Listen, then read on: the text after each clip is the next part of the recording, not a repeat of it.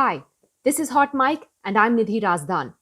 India has been getting a steady stream of foreign visitors since the Russian invasion of Ukraine. The Americans were here, the Brits are coming, the Israelis will follow. The list is pretty endless. And then there was the Chinese foreign minister in one of the most bizarre visits in recent memory. It was supposed to be a hush-hush visit, the first to Delhi by a senior Chinese leader since the Galwan Valley clash in Ladakh at the line of actual control 2 years ago. In that clash, 20 Indian soldiers and several Chinese soldiers were killed. Neither side announced Foreign Minister Wang Yi's visit, which is very unusual. But the secrecy was blown through media reports and journalists who tracked the Chinese foreign minister's flight on apps like Flight Radar.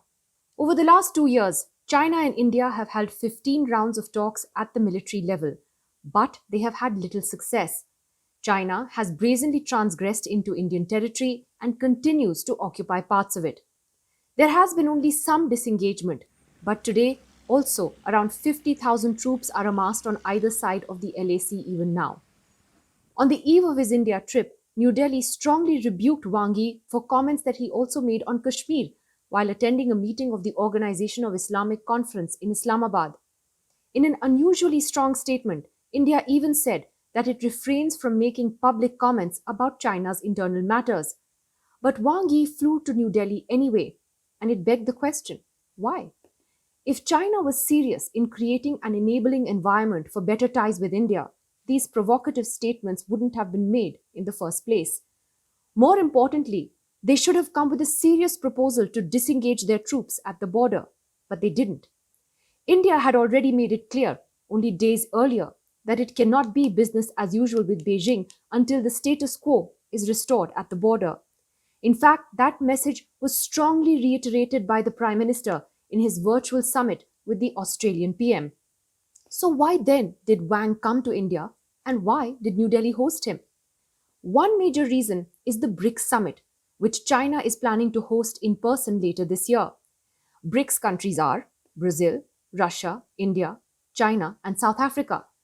China is keen for Prime Minister Modi to attend in person. The problem is, Beijing wants it to be business as usual with India, despite the problems at the border, while New Delhi is clear that that is not going to happen.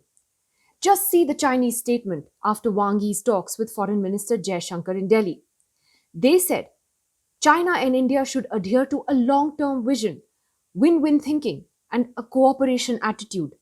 It also said India and China should put the differences on the border issue in an appropriate position in bilateral relations and stick to the correct development direction of bilateral relations.